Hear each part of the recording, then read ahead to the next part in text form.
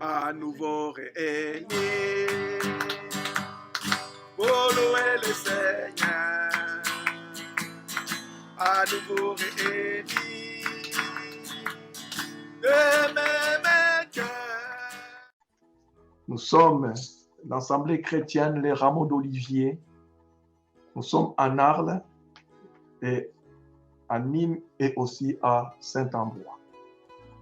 Que le Seigneur vous bénisse, que le Seigneur vous accorde ce que je veux dire aujourd'hui, sa grâce excellente.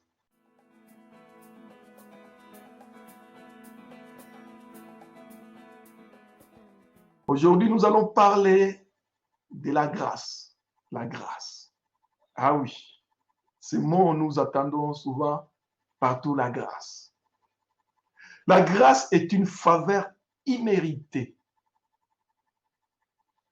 Par exemple, au lieu de condamner le coupable, il n'est pas condamné, mais il est libéré, il est libre. Au lieu d'être condamné, on lui donne la liberté. Dans la Bible, il s'agit aussi de dons gratuits de Dieu. Les dons gratuits de Dieu, c'est aussi une grâce.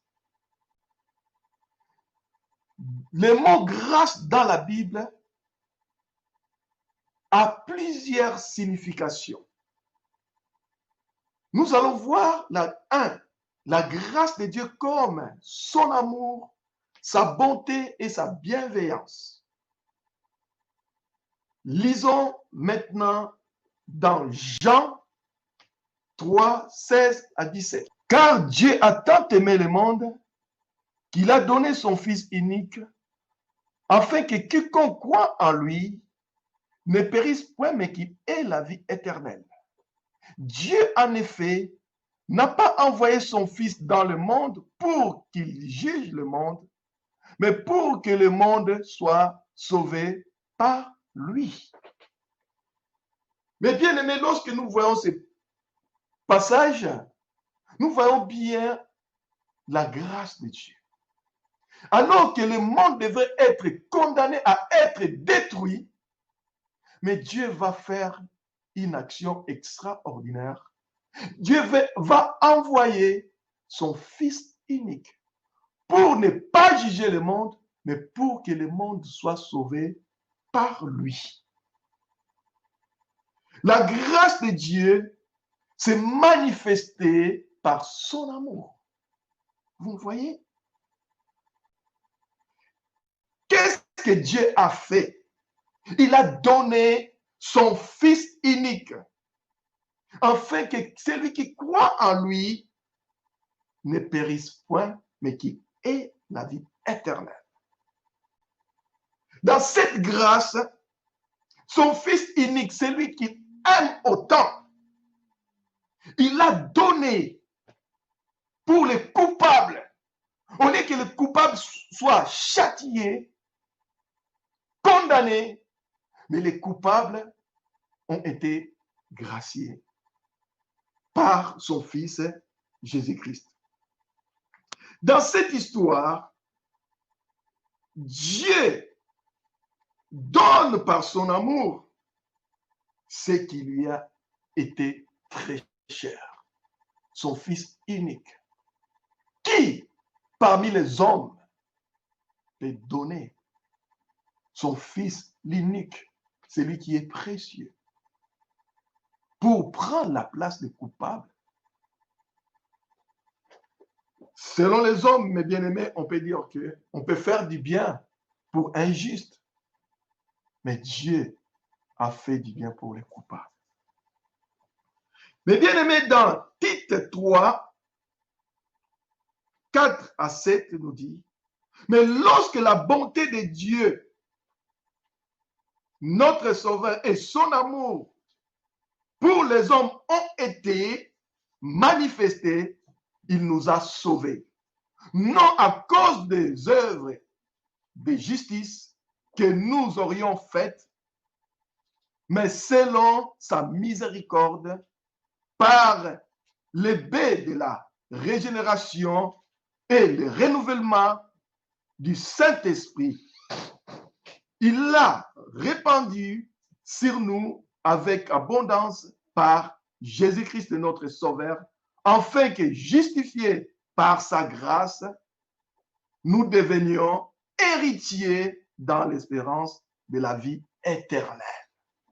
La grâce est un don surnaturel accordé par Dieu aux hommes pour leur salut, qui les fait échapper de la condamnation éternelle. Mais bien aimé, s'il n'y avait pas cette grâce de Dieu, l'homme était condamné éternellement à la mort. Grâce à cette venue de la grâce de Dieu, celui qu'on appelle Jésus, l'homme aujourd'hui, lorsque tu crois en lui, tu passes de la mort, qui est la condamnation, à la vie, qui est la vie éternelle. Mais bien aimé, on voit la bonté de Dieu, on voit l'amour de Dieu, on voit la bienveillance de Dieu pour nous qui sommes ces créatures merveilleuses. Mais bien aimé, deuxième point, la grâce est en opposition avec la loi. Sous la loi, Dieu exigeait de l'homme la justice avec le principe des œuvres. La loi évoque le nom de Moïse, comme on dit. La loi vient de Moïse. Mais bien aimé, dans cette loi, il y avait tellement des exigences qu'à la fin, l'homme devenait à faire ce qui est la tradition au lieu de faire ce qui est la parole de Dieu. L'homme commençait à exiger des choses, des traditions qui n'avaient rien à voir avec Dieu, tellement il y avait des exigences sous la loi. D'ailleurs, Jésus lui-même reprocha les responsables religieux par leur hypocrisie. Ils n'appliquaient plus la loi de Dieu, mais leur propre tradition. Nous allons voir ce passage qui est écrit dans Marc 7, 8 à 9. Vous abandonnez les commandements de Dieu et vous observez la tradition des hommes. Il leur dit encore, vous rejetez fort bien les commandements de Dieu pour garder votre tradition. Bien aimé, on voit bien, la loi met de poids sur les gens. Trop d'exigences. Il faut faire ça, il faut faire ça, il faut faire ça pour mériter l'approbation de Dieu. Mais sous la grâce, Dieu donne sa justice à l'homme par la foi en Jésus-Christ. Il suffit seulement de croire en Jésus-Christ qui reçoit la justice de Dieu. Christ a été crucifié. Il a pris ma place pour que je sois justifié de Dieu. Alléluia. Pour que je reçoive la justice de Dieu. Il suffit de croire en Jésus, tu reçois la justice de Dieu.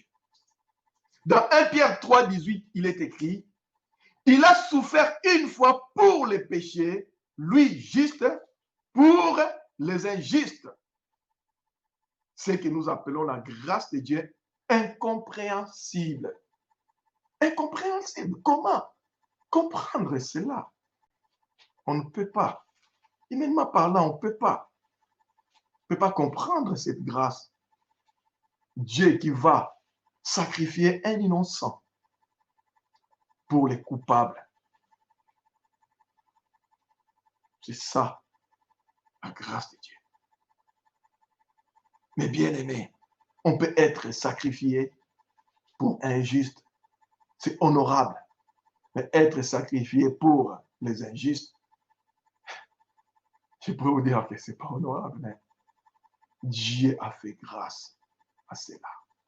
Et bien aimé, la grâce, il suffit de croire en lui. C'est lui qui est mort à la croix pour recevoir la justice de Dieu. Éphésiens 2, 9 à 7. Il a enfin démontré pour tous les âges à venir l'extraordinaire richesse de sa grâce qu'il a manifestée en Jésus-Christ par sa bonté envers nous. Car c'est par la grâce que vous êtes sauvés, par les moyens de la foi. Cela ne vient pas de vous, c'est un don de Dieu. Ce n'est pas le fruit des œuvres, afin que personne ne se glorifie. Alléluia. Oui, sous la grâce, il n'y a plus question de se glorifier. Il n'y a plus question de dire qu'il faut que je fasse ça à Dieu pour avoir l'approbation de Dieu. Mais il suffit de croire en celui qui a envoyé et tu reçois sa justice, tu reçois sa grâce. Troisièmement, la grâce comme le ministère de Jésus-Christ. Son ministère, mes bien-aimés, Jésus-Christ, implique sa mort et sa résurrection. Il est venu mourir pour les pécheurs. C'était sa mission, c'était son service. Si Jésus était venu dans ce monde, il était venu pour mourir à la place de coupable. Et dans Romains 3, 24 à 26, il est dit, et ils sont gratuitement justifiés par sa grâce, par le moyen de la rédemption qui est en Jésus-Christ. C'est lui que Dieu a destiné à être par son sang pour ceux qui croient, victimes propitiatoires, afin de montrer sa justice, puisqu'il avait laissé impuni le péché commis auparavant.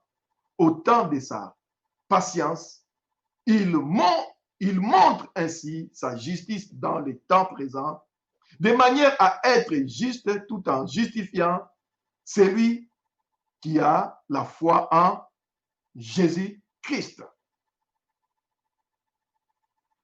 Jean 1, 16 à 17 dit, et nous avons tous reçu de sa plénitude et grâce sur grâce, car la grâce a été donnée par lui, mes bien-aimés. La loi est venue par Moïse, la grâce et la vérité sont venues par Jésus-Christ. Mes bien-aimés, la grâce est venue avec sa sœur jumelle qu'on appelle la vérité. La grâce sans la vérité n'est plus la grâce. Pour que nous puissions marcher dans cette grâce qui est le ministère de Jésus, parce que Jésus lui-même, il est appelé grâce. C'est la grâce excellente de Dieu qui est venue dans le monde et il est venu avec la vérité aussi. Si tu dis que tu vis sous la grâce et que tu vis dans les mensonges, tu n'as pas compris. Pour que la grâce soit appelée grâce, il faut aussi aimer sa sœur jumelle, c'est lui qu'on appelle la vérité. Parce qu'elles sont venues les deux pour être avec ceux qui croient en Jésus-Christ pour recevoir la justice de Dieu. Quatrièmement, la grâce comme le pardon. Eh oui, la grâce est aussi le pardon. La parole de Dieu nous dit, Dieu résiste aux orgueilleux, mais il fait humble, il fait grâce, excusez-moi, il fait grâce aux humbles. Deux hommes montèrent au temple pour prier. L'un était pharisien et l'autre publicain.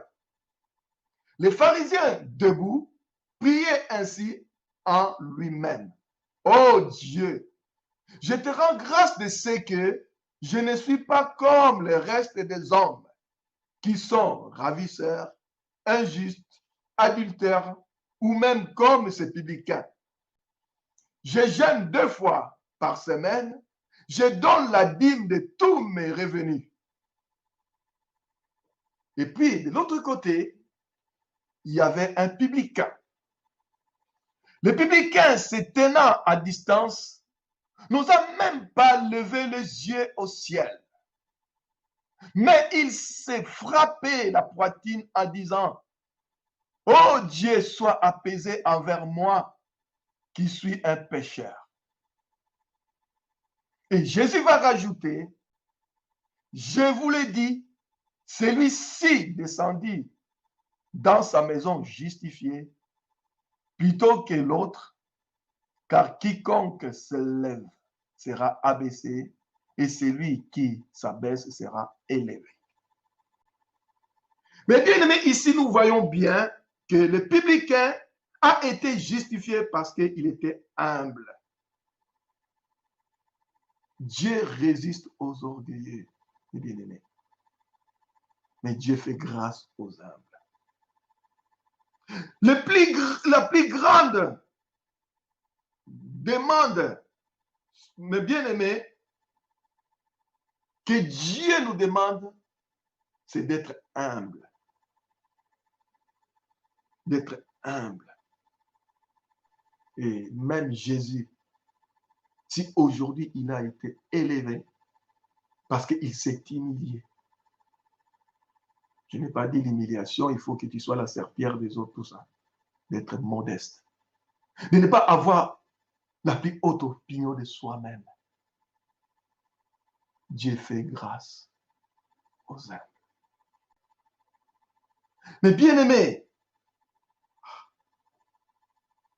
la plus grande demande de la grâce que jamais autre ne pourra se faire,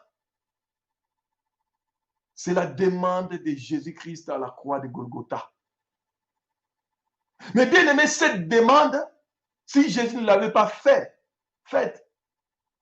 mais bien aimé, je suis sûr et certain, on ne sera même pas là. Cette demande n'a pas à être négligée. Cette demande, lorsque Jésus a dit, « Père, pardonne-leur, car ils ne savent pas ce qu'ils font. » Je vous dis clairement, cette demande était capitale. Que Dieu nous fasse grâce. Jésus a crié, « Père, fais grâce. » Ne les condamne pas de ce qu'ils sont en train de faire à ton fils en ce moment. Pardonne, pardonne, Père, pardonne. Mais bien aimé, et Dieu a entendu la demande de son fils pour nous gracier. Et nous avons reçu la grâce parce que Dieu nous a pardonné à la demande de son fils bien-aimé, Jésus-Christ. Le sang de Jésus criait grâce. Papa fait grâce. Alors que le sang d'Abel criait la justice. Vous avez vu, après Dieu a condamné Caïn. Il l'a condamné. Mais là, pour Jésus, Dieu ne nous a pas condamnés. Bien au contraire, Dieu nous a graciés. Et bien aimé, pour dire, avec Christ, nous ne vivons plus sous la loi, mais nous vivons sous la grâce. Avec Christ, nous ne vivons plus sous la loi des talions, œil pour œil, dent pour dent. Mais nous vivons sous la loi du pardon, qui est la grâce. Mais bien aimé, un jour, Pierre s'approcha du Seigneur Jésus et lui dit, Seigneur, combien de fois pardonnerai à mon frère lorsqu'il pécha contre moi? Jésus lui dit, je te dis, pas jusqu'à 7 fois, mais jusqu'à 70 fois 7 fois. Cette parole se trouve dans Matthieu 18, 21 à 22. Pour dire, mes bien-aimés, si nous vivons dans la grâce, il faut que nous soyons aussi ceux qui sont prompts à pardonner. Cette loi de la grâce nous demande même d'aimer nos ennemis, de les bénir, de leur faire du bien, même de prier pour eux. Attendez, ce n'est pas de prier, oui Seigneur, apporte-lui des malédictions. Oui, Seigneur, écrase-lui, comme on voit dans l'Ancien Testament. Non, dans la loi de grâce, le Seigneur dit de bénir même nos ennemis, les bien-aimés. Mais bien-aimés, la loi de la grâce nous conduit à la loi de la perfection. Waouh! Et oui, parce qu'il est dit, mes bien-aimés, il est dit ceci, soyez donc parfaits comme votre Père est parfait. Lorsque nous vivons sous la grâce, nous rentrons dans l'identité de Dieu. Lisez chez vous Matthieu 5, 43 à 48. La grâce comme la faveur de Dieu ou la justice de Dieu. 5e point. Cette faveur ou justice de Dieu nous dépasse. Mes bien-aimés. Dieu dans Exode 33, 19, il dit, je fais grâce à qui je fais grâce, miséricorde à qui je fais miséricorde. Je fais grâce à qui je fais grâce et je fais miséricorde à qui je fais miséricorde. Tout dépend de sa faveur. Tout dépend de sa justice. Dieu, il fait ce qu'il veut. Prenons l'exemple de Saul de Tarse. Saul de Tarse. Qui, parmi les apôtres, croirait que cet homme méchant qui tuait et qui ravageait l'Église recevrait la grâce de Dieu? Qui, parmi les apôtres? Lorsque les apôtres ils regardaient tout ce qu'ils faisaient, c'est Saul de Tarse.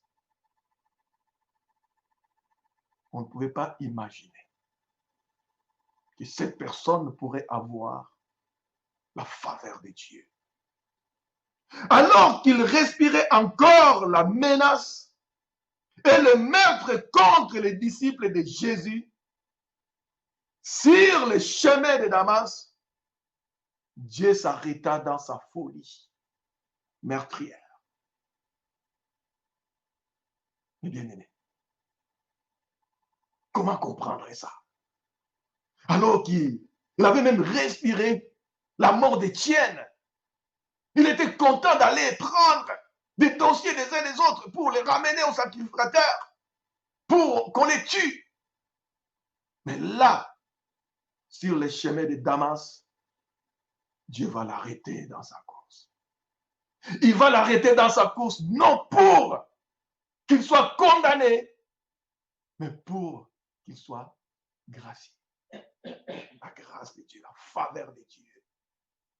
Et on voit que, or, à Damas, il y avait un disciple de Jésus, nommé Ananias.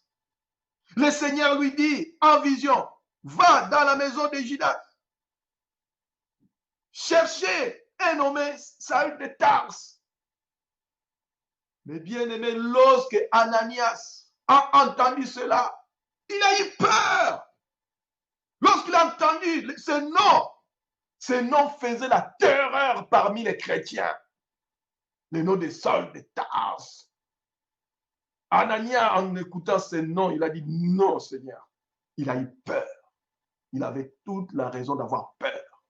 Même moi qui suis devant vous, si on me dit comme quoi que il y a celui qui tue et qui massacre mes bien-aimés dans la maison de quelqu'un, il faut que j'aille le voir, j'hésiterai et j'aurai même des doutes. Je dis, est-ce que c'est le piège de l'ennemi pour m'attraper, pour me tuer ou quoi? C'est normal que Ananias a eu peur. Et Ananias dit, Seigneur, j'ai appris de plusieurs personnes tous les maux que cet homme a fait à tes saints dans Jérusalem.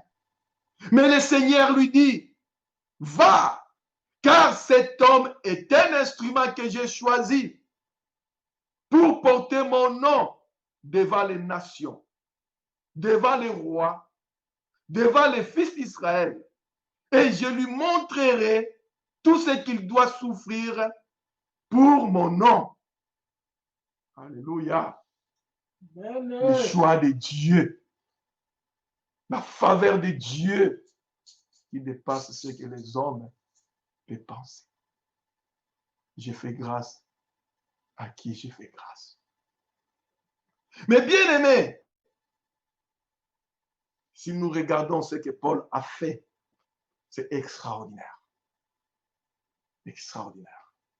Si nous voyons ce que Paul, surtout Paul, a écrit, je suis sûr et certain, c'est lui-même qui nous a expliqué beaucoup de choses dans l'Église. Et on verra même après, un peu plus loin, Saul, devenu Paul, supplia Dieu de l'éloigner de la souffrance qu'il endurait. Et le Seigneur va lui dire seulement ces mots ou cette petite phrase, ma grâce te suffit. Alléluia. Ma grâce te suffit. Bien-aimé, la faveur de Dieu est encore là pour nous tous qui sommes vivants aujourd'hui. Il nous a fait faveur avoir le souffle de vie aujourd'hui. Si nous avons ce souffle encore aujourd'hui, parce que nous avons la faveur de Dieu. Chaque jour qui passe, c'est la grâce de Dieu que Dieu nous donne. Combien ont voulu voir cette journée qui ne sont plus là? Combien? Il y en a beaucoup. Mais nous avons reçu la faveur de Dieu de pouvoir voir encore la lumière du jour aujourd'hui, de voir le soleil, d'entendre les oiseaux qui chantent et de pouvoir avoir nos familles, nos enfants et de pouvoir dire des mots doux aux uns aux autres. Ça aussi, c'est la faveur de Dieu. Et la faveur de Dieu nous a fait aussi de connaître l'amour de Jésus-Christ. Parce que Dieu, il a dit, ce n'est pas moi, ce n'est pas vous qui m'avez choisi, mais c'est moi qui vous ai choisi. C'est une grâce d'être choisi par Jésus-Christ. 6e point, la grâce comme la reconnaissance ou le remerciement à Dieu. C'est que nous disons aussi action de grâce ou rendre grâce à Dieu. Mais bien aimé, il y a tellement dans nos vies des sujets à rendre grâce à Dieu. Si tu es enfant de Dieu et que tu dis en toi que oui, je n'ai rien, je n'ai pas de sujet à rendre grâce à Dieu, ça veut dire que tu n'as pas compris la bonté de Dieu qui déverse sur toi chaque jour que tu passes ta vie sur cette terre. On a tellement de choses à pouvoir élever nos voix vers notre Dieu, vers Jésus-Christ, pour lui rendre grâce, pour lui faire des actions de grâce. La grâce soit rendue à Dieu par Jésus-Christ, notre Seigneur, qui nous a fait des enfants de Dieu. Il y en a tellement de choses à pouvoir dire à Dieu. Tu es enfant de Dieu. Je te demande de rendre grâce à Dieu dans tout ce que tu es, dans tout ce que tu fais, dans tout ce que tu as. Tu as besoin de rendre grâce à Dieu. Tu as besoin de faire des actions de grâce. La grâce de Dieu, mes bien-aimés, nous conduit à adorer Dieu. Adorons notre Dieu. La grâce et l'adoration vont aussi ensemble. Je suis dans la grâce. J'adore celui qui m'a donné cette grâce. Alléluia. La grâce comme la reconnaissance. La grâce comme le remerciement. Mes bien-aimés, pour terminer, 7e point, la grâce est aussi comme une salutation apostolique. Mes bien-aimés, je demande à chacun de nous de formuler des salutations pour les uns les autres par la grâce. Et je vous donne un exemple biblique. 2 Jean 3, qui commence par que la grâce, la miséricorde, la paix soit avec vous de la part de Dieu le Père, de la part de Jésus-Christ, le Fils du Père, dans la vérité et l'amour. Alléluia. Et oui, la grâce peut aussi être comme une salutation parmi nous. Chose à ne pas négliger. Alors, je vais vous donner aussi une salutation qui est aussi de la grâce pour tout le monde. Que la grâce de celui qui nous a aimés, Seigneur Jésus-Christ de Nazareth, vous accompagne et vous accorde sa paix, sa joie et son amour tous les jours de vos vies. Alléluia. Mais bien aimés, tout est grâce. Tout est grâce. Tout vient de la main d'amour de Dieu. Et pour terminer, nous allons lire dans Jacques 1, 17. Dans Jacques 1, 17, il est dit, toute grâce excellente, tout don parfait descend d'en haut du Père des Lumières, chez lequel il n'y a ni changement, ni ombre de variation. Alléluia. Toute grâce excellente descend de Dieu. Et je te dis, reçois la grâce de Dieu dans ta vie. Là où tu es, reçois la grâce de Dieu. Et que Dieu t'utilise partout où tu vas. Que le monde voit cette grâce excellente qui est en toi. Reçois la grâce de Dieu. Reçois la grâce de Dieu par l'amour de Jésus-Christ, de notre Seigneur, notre Dieu. À lui soit la gloire, l'honneur, l'autorité, la puissance pour des siècles des siècles. Amen. Soyez bénis. Amen.